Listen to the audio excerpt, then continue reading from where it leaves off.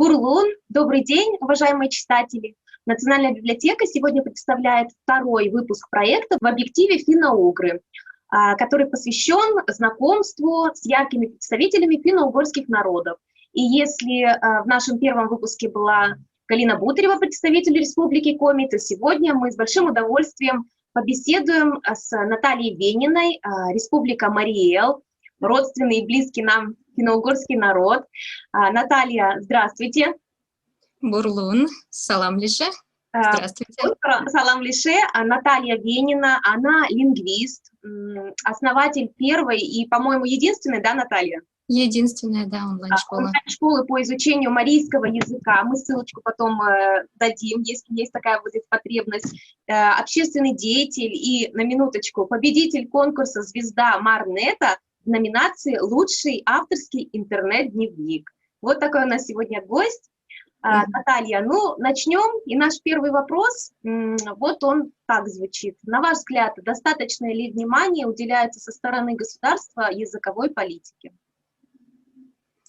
Ну, однозначно я ответить на этот вопрос не могу, потому что в политику я пытаюсь не залезать. И знаю, что вроде как Россия по Конституции внимание особо выделяется таким языкам малых народов, должно уделяться, но как на самом-то деле получается, что, например, если взять марийский язык, то в школах преподают как государственный, но говорить о качестве преподавания, о том, как усваивают дети, говорить сложно, потому что я начинала со школы, я преподавала вначале в школе, у меня были дети, и преподавала государственный марийский язык, но им, конечно, было очень сложно это все. А я сама изучала как родной язык, поэтому мне было как-то не в привычку, когда я начала преподавать как государственный язык, я думала, что же это такое. Просто дети-то русские или другой национальности, поэтому как государственный должны вроде как преподавать. Что по этому поводу еще? Ну, общественные деятели обычно встречаются, делают какие-то там для себя пометки, делятся друг с другом опытом, показывают, кто чего достиг, и кто-то берет себе на заметку, что-то так свое потом внедряет. И, в общем, разговоров много на эту тему, встреч много у активистов, но я там редкий гость, к сожалению. Какая книга или произведение произвела на вас наибольшее впечатление? Мы сейчас не говорим про возраст, то есть там зрелый или детство. Вот что вот сразу вспоминается? Есть такая книга, которая вот сразу... Вне зависимости от того, это на родном языке или Конечно. на каком-то другом, да? Ну, большое впечатление, наверное, на меня оставила книга «Война и мир» Льва Толстого. Я ее перечитывала 2 раза в школьные годы. Но когда я недавно, пару лет назад, вот хотела перечитать еще раз этот роман, но что-то пошло не так. Ну, видимо, переросла. Потом у Анатолия Некрасова, как же называется, про матерей, про то, как на нас влияют наши мамы, про наши, да, про привязанность, про наш рост психологический, про то, как мы все еще во взрослом состоянии, ну, в смысле, во взрослом таком, остаемся все-таки в детском состоянии. Да, вот у Некрасова это называется материнская любовь. Вот, и, наверное, гордость и предубеждение. Мне очень нравится. Третий вопрос. С кем из представителей финно-угорских народов вы дружите, ну, общаетесь, например, или рады были бы реализовать, может быть, совместный проект? Ну, мне все финно-угорские народы нравятся. Особенно, ну, если смотреть с языковой точки зрения, мне нравится удмуртский язык, потому что он больше так похож на марийский. и слова похожи, и грамматика. Ну, хотя грамматика у финно-угорских народов похожая. А на самом-то деле я со всеми народами готова вести проекты. Я вообще люблю движуху. Четвертый вопрос. На какие мероприятия и события из культурной жизни Марий Эл нам, туристам и гостям, стоит обратить внимание, на ваш взгляд? Ну, я думаю, это Пеледиш Пайрем. Пеледиш Пайрем. Пеледиш — это цветок, цветы, Пайрем — это праздник, то есть праздник цветов. Ну, он проходит, когда уже все пассивные работы сделаны, в основном такая работа сделана, и тогда молятся в рощах, тогда просто радуются и веселятся. Это как у татаров Сабантуй. Какой-то обрядовый праздник, да, получается? Да. Ну, я была на самом деле на нем только раз в студенческие годы. Я тогда была куратором у Кировской области, то есть у марийцев, которые приехали с Кировской области. Этот Пеледиш Пайрем проводится в июне, когда очень много, Июне, да? можно сказать, цветов. Совсем близко, то есть если кто-то планировал посетить Марий Эл, то как раз можно совместить приятное с полезным. Ага, и еще в августе можно съездить в Козмодемьянск, праздник, посвященный героям 12 стульев. Праздник называется Бендериада. Понятно, будем, в общем, планировать к посещению эти мероприятия. Следующий вопрос. Где вы берете вдохновение, если оно вдруг пропадает или что-то, ну, может быть, идет не так, как запланировано, или что-то не получается? Меня очень вдохновляют марийские узоры. Когда нет настроения, когда ничего не хочется делать, я всегда захожу куда-то в Инстаграм к людям, которые занимаются марийской вышивкой, и смотрю марийские узоры. У меня дома также есть платья, украшения с марийскими узорами, и я их просто достаю, любуюсь, радуюсь. Слушайте, ну вот идея смотреть на марийские узоры, мне кажется, это отличный лайфхак, его нужно распространять в массы. Я правда представила, и мне кажется, это действительно может успокоить или настроить на нужный лад. Отличная идея. А еще я иногда смотрю видеоуроки, например, по английскому языку, по другим языкам. Смотрю, как они это делают, как они преподносят урок, и точно так же хочется делать и мне. И так у меня несколько проектов создалось по продвижению марийского языка.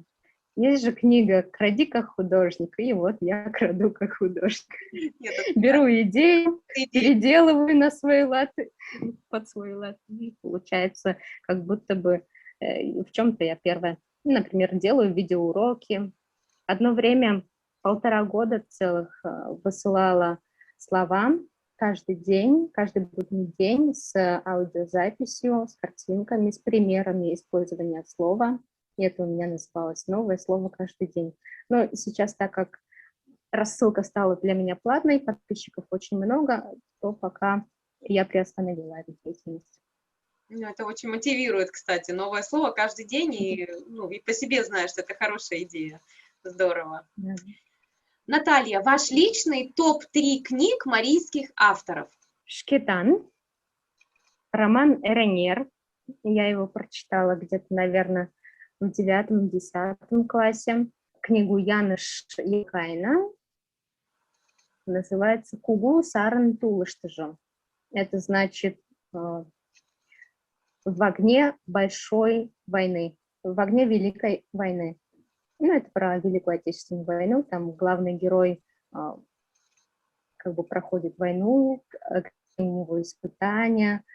Третья, наверное, топ-книга, это, конечно, сложно сказать, но тогда будет Чавайн, Элнет, это классика.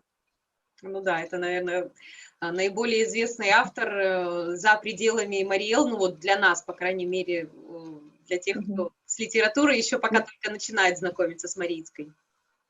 Но мне очень нравится, как пишет Мария Илибаева. У него очень такой глубокий философский взгляд на вещи. Наталья, у нас читатели тоже могут задавать вопросы, когда они узнают, кто будет следующим гостем. И вот читатели прислали несколько вопросов, но я выбрала один, вот я его зачитаю. Наталья, здравствуйте. В вашей жизни присутствуют два языка – русский и марийский. Скажите, пожалуйста, на каком языке вы думаете? Пополам. Пополам? Да. Некоторые слова по-русски приходят в голову, некоторые слова по-марийски. В общем, как-то получается пополам, и то, и другое, потому что росла я в марийской среде, русских вообще не было. Когда мы пошли учиться в школу, я, наверное, одна из лучших была, кто по-русски разговаривает. Ну, потому что был телевизор, и мы спокойно изучали русский язык. А потом вот в университете тоже заметила, что у меня меньше всего акцент проявлялся. У других девушек вообще очень было понятно. Вот сейчас, вот в последнее время, у меня разговоров по-русски очень мало, поэтому больше так затыкаюсь и, может быть, некоторые слова произношу не сразу. Ну, в общем, в большей степени, скорее всего, даже марийский, чем русский. Иногда пытаюсь в голове вспомнить, а как же это слово по-марийски звучит. Бывает такое. Ну, кто двуязычный, у меня тоже такое. Если, например, я думаю там, о дедушке с бабушкой или о семье, вот я думаю на коми-языке.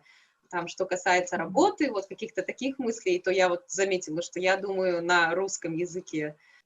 Ну, у меня сейчас акцент будет на том, чтобы перевести мой курс изучения марийского языка на английский язык, чтобы американец, мой ученик, понял меня правильно, чтобы он выучил марийский язык. Ну, мы тогда пожелаем вам удачи в этом и во всех ваших начинаниях. Спасибо, Наталья, что вы уделили нам время. Ну и, пожалуйста, давайте, раз онлайн изучение марийского языка, научите нас, как сказать, например, «всего доброго». Ну, всего доброго можно сказать «чала сайлиже». Чала, дословно «все хорошо, пусть будет». Чала сайлиже. Чала сайлиже. Правильно? Почти. Спасибо, что были с нами. Став Бурсы. До свидания, наши уважаемые читатели. Тау, Шеверн. Спасибо. До свидания.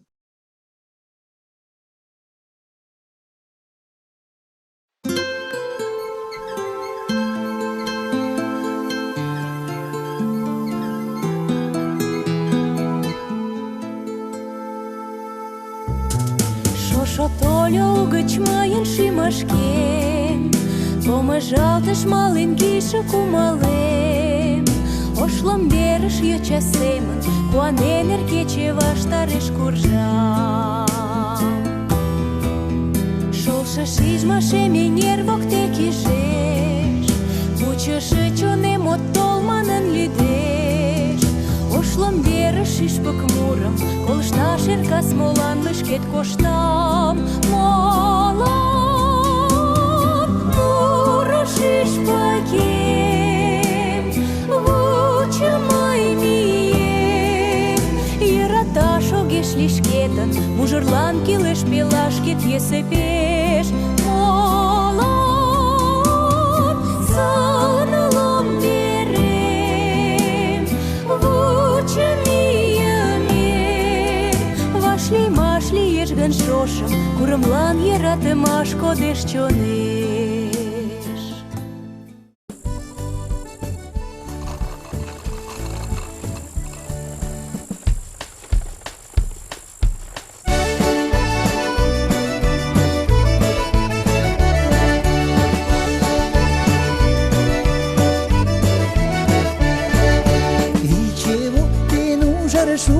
Kanım sola de okali yoldaş de gemine tolana ujan oyla de okali izi pürdet yamlili iştir zasas kamışan gitadan gündür koronat lişli